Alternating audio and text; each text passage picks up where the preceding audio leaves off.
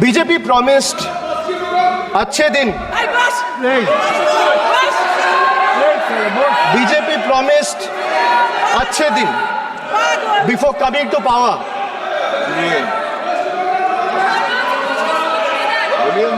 BJP promised अच्छे दिन before coming to power in 2014, sir.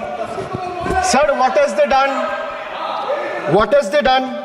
They have betrayed the citizens. They have betrayed the housewives, betrayed daily wage earners, betrayed farmers.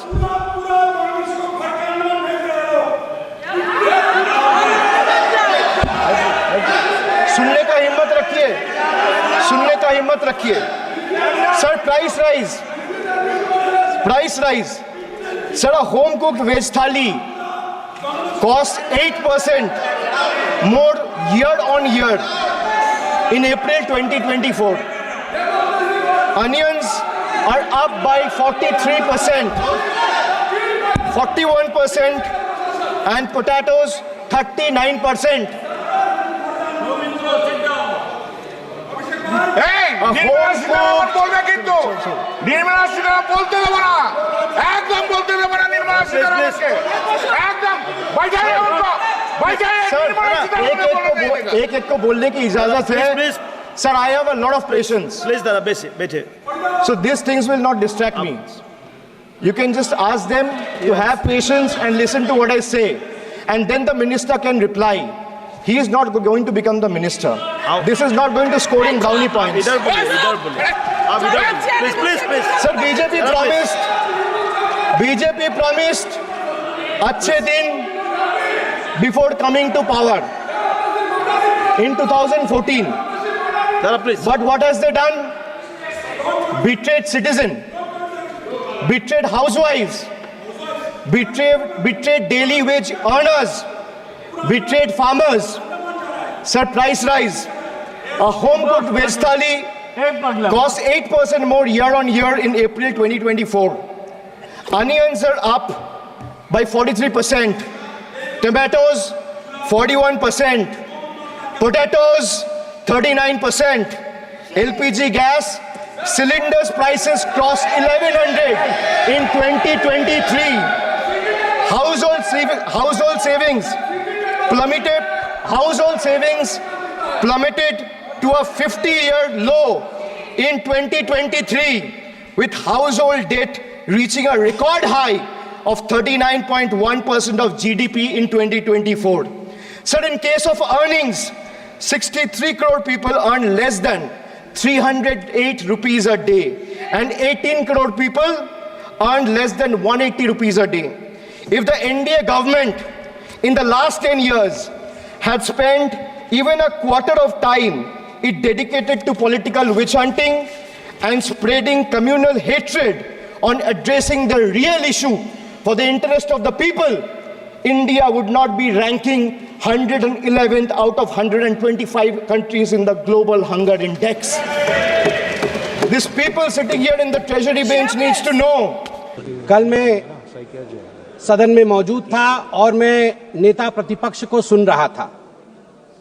नेता प्रतिपक्ष ने कहा कि अगर हम इंडी अलायंस की सरकार बनाते तो हमारा भाषण किस प्रकार का होता, उस भाषण के विषय में आज मैं संबोधन करूंगा. यहां सभी गणमान्य लोग बैठे हुए हैं, हिंदी समझते हैं और हिंदी में एक मुहावरा है, अगर चाची की मूंछ होती तो वो चाचा कहलाती, अगर चाची की मूंछ होती तो वो चाचा कहलाती. अब चाची की मूंछ नहीं है तो वो चाचा नहीं हो सकती.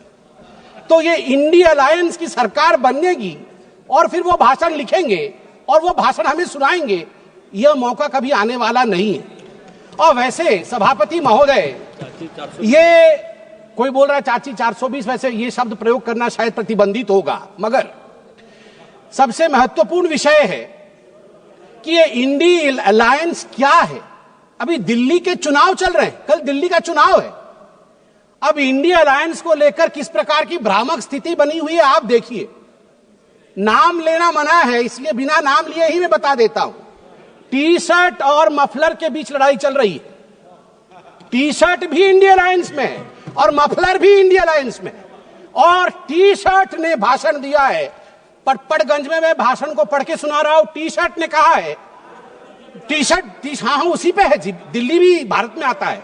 टी शर्ट ने कहा है, उन्होंने एक नई तरीके की राजनीति की बात की थी, माने मफलर ने, उन्होंने एक नई तरीके की राजनीति की बात की थी।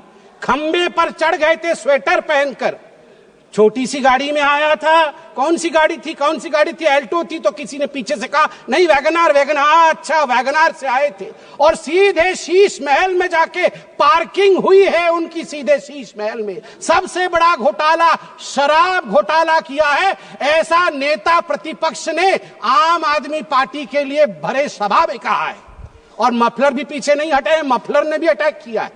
मफलर ने भी कहा है टी शर्ट को कि टी शर्ट और टी शर्ट के जीजा जी, ये दोनों नेशनल हेराल्ड केस में जेल के अंदर चक्की पीसने चाहिए। ये टी शर्ट और टी शर्ट के जीजा जी बाहर कैसे हैं? मफलर ने कहा है। अब आप बताइए, अगर इंडिया अलायंस के अंदर ये आप इनके रिश्ते को चाइनीज नूडल्स, ये नूडल्स भी इतना कॉम्प्लिकेटेड नहीं है जितना इनके इंडिया अलायंस का रिश्ता कॉम्प्लिकेटेड है। ऐसे में ये सपना देख रहे हैं कि कभी इनकी सरकार बनेगी तो वो भाषण करेंगे। आज चीन के विषय में तो 34 बार चीन का नाम लिया गया। चीन में मैन्युफैक्चरिंग, चीन में प्रोडक्शन, सब कुछ बताया गया। आज मैं हकीकत रखना चाहता हूं। सभापति महोदय, अटल बिहारी वाजपेयी जी की सरकार, मैं कागजात लेके आया हूं मैन्युफैक्चरिंग का। चीन की मैन्युफैक्चरिंग की बड़ाई कर रहे थे आदरणीय राहुल जी। 2004 में अटल बिहारी वाजपेयी जी के कार्यकाल में India China bilateral trade had set a new record with a total trade touching $13.6 billion and India was enjoying a comfortable trade surplus of $1.75 billion। India का ट्रेड सरप्लस था, हम एक्सपोर्ट ज्यादा कर रहे थे, इंपोर्ट कम कर रहे थे, $1.7 बिलियन अधिक कमा रहे थे। मगर 2004 से 2014 तक 10 वर्षों में इनकी पार्टी ने ध्वस्त कर दिया उसे। 25 गुना जो डेफिसिट होता है, ट्रेड डेफिसिट, वो बढ़ा के रख दिया इंडिया और चाइना के बीच में। मैं आज सवाल पूछना चाहता हूं, यही करार हुआ था क्या? ये जो दोनों गए थे चीन में, MOU साइन हुआ था शी जिनपिंग के साथ, राहुल गांधी जी ने किया था, क्या यही करार किया था? आप बताइए। अब अनएम्प्लॉयमेंट के विषय में बातचीत हुई थी। अनएम्प्लॉयमेंट का रिकॉर्ड यहां मैं स्ट्रेट रखना चाहता हूं। RBI, KLEMS, capital, labour, energy, material और सर्विसेज, इसके माध्यम से देश का एम्प्लॉयमेंट निर्धारित होता है।